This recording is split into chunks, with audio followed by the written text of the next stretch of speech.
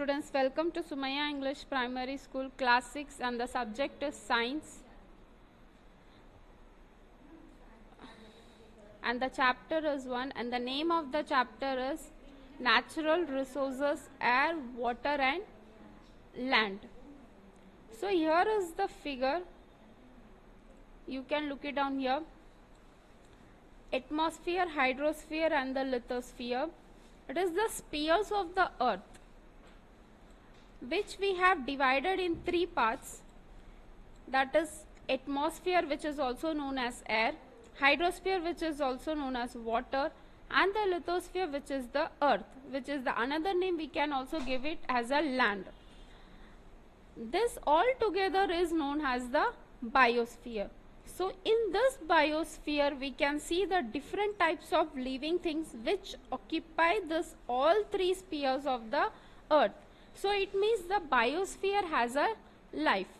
This was the biosphere topic, that is the spheres of the earth.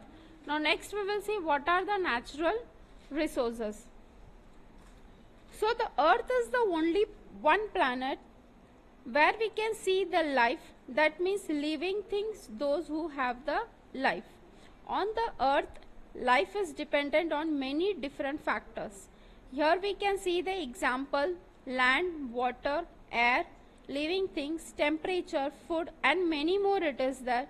So this everything is interdependent with each other for their life. So it is a life supporting factors, we can also say it, which are available on the earth. It comes from the nature, that's why it is known as the natural resources. Now see the picture here, how the earth is divided. It means 71% of the land that is covered with the water and 29% is the land. So the earth is divided into two main things. In the below we can see the spheres of the earth, which I have told you in the previous slide also. That means in the first slide which we have seen the figure, that is the biosphere, that is the spheres of the earth. In the biosphere there are three spheres, that is the atmosphere, the first point it is shown there, that is the air which is surrounded by the earth, and the hydrosphere, that is water, that means on the earth 71% of the water occupies on the earth's surface, and the lithosphere, that means it is the land, it occupies 29% of the earth's surface. So in this way earth is divided. Now we will see what is air. Air is the mixed with many gases which surrounds the earth, and that air which we breathe to survive on the earth. See here we can see the figures of the composition of the air. It means the gas is mixed with air and how much percent it is there. We can see it, that is the nitrogen 78% is there, oxygen 20.9% and other gases we can see in this 0.17% and the argon gases which is 0.90%, that means 90. Carbon dioxide, that means 0.03%. So this was about the air and its composition. Now next we will talk about the air pollution. The smoke which mixes with the atmosphere and it disturbs the balance between the composition of the air, which cause harm or discomfort to the human beings and other living organisms, and also damages the natural environment in the atmosphere. So this was the definition of the air pollution. Now we will see how the air pollution is caused the living organisms. It causes by many different types of industries, automobiles and domestic fuels and fire and very harmful gases, that is sulfur dioxide and carbon monoxide, which is very harmful for the living things, which affects the human health, animals, plants, atmosphere and many more. So this was the topic of the air pollution we can see. Now next we will go to the ozone layer. Now we will see here what is the ozone layer, which we can see in the figure also. The figure is clearly, it is given about the ozone layer. This is the layer which protect the living things by the harmful rays. That means it is known as the ultraviolet rays, which comes directly from the sun, which is very harmful for the living things. So this ozone layer, that means the layer is there which is known as the ozone layer, that is the gas, absorb this harmful rays, that is the ultraviolet rays. It absorbs, that is the ultraviolet rays, and protects the life from the earth. So which is located in the lower part of the stratosphere. See here it is divided, mesosphere, stratosphere. First it comes the above the earth, that is the near about the earth, it is the troposphere. Then ozone layers protection, the gases it is given, and the stratosphere, and the next is the mesosphere. The last we can see it in the figure.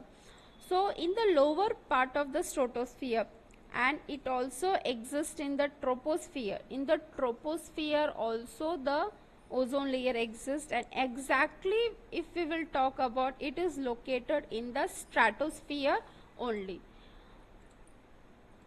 So this was the ozone layer. So here is the topic. Now next is the water. It is the common things which everyone knows for surviving. It is one of the very important things in our life.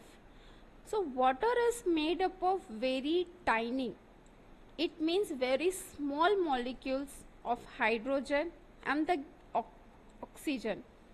It is so small that we can't see it in the water. Even with the powerful microscope, if we can't see this molecules, if we are using the very powerful microscope also, we can't see any things, any molecules in the water. So water doesn't have any color in the pure water, no taste also, and don't have any smell of anything in the water.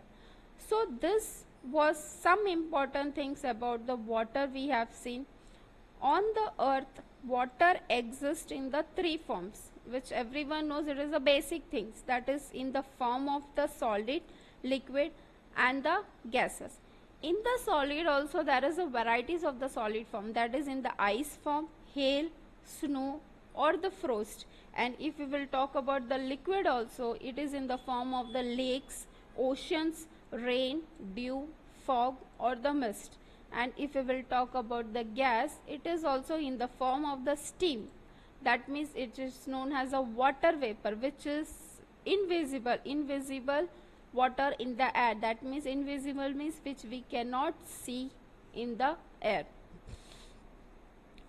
So we have seen here, we should drink at least 3 to 4 liters of water every day, so that all our bodily functions run smoothly. So it was the topic about the water.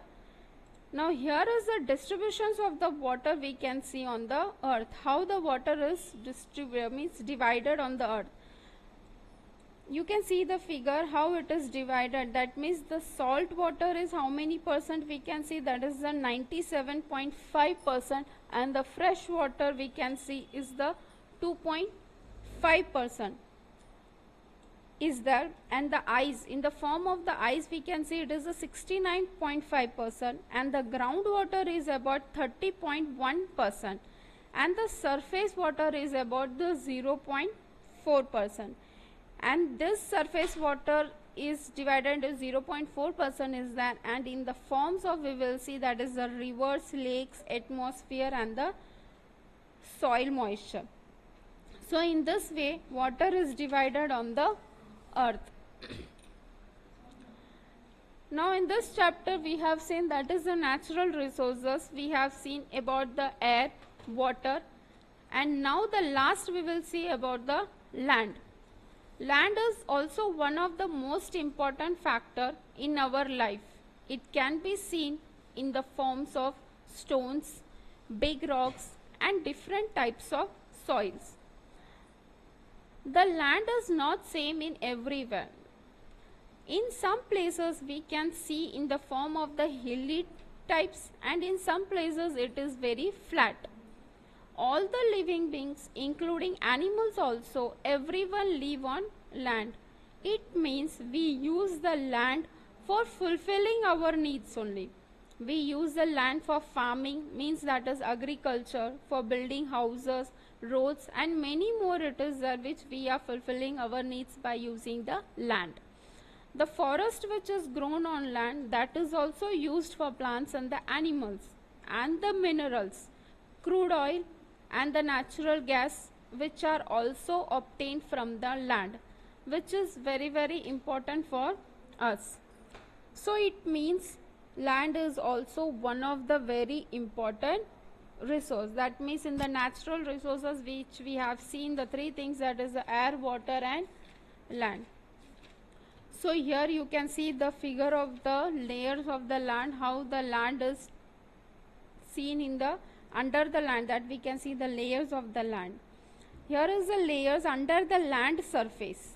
First layers, which is the known as the humus, which is the very topmost layer, and it is formed by the decomposition of the remains of the plants and animals. It is usually found in the dense forest. And the next layer is full of the sand, soil, small stones, worms and the insects. These things are found below this layer.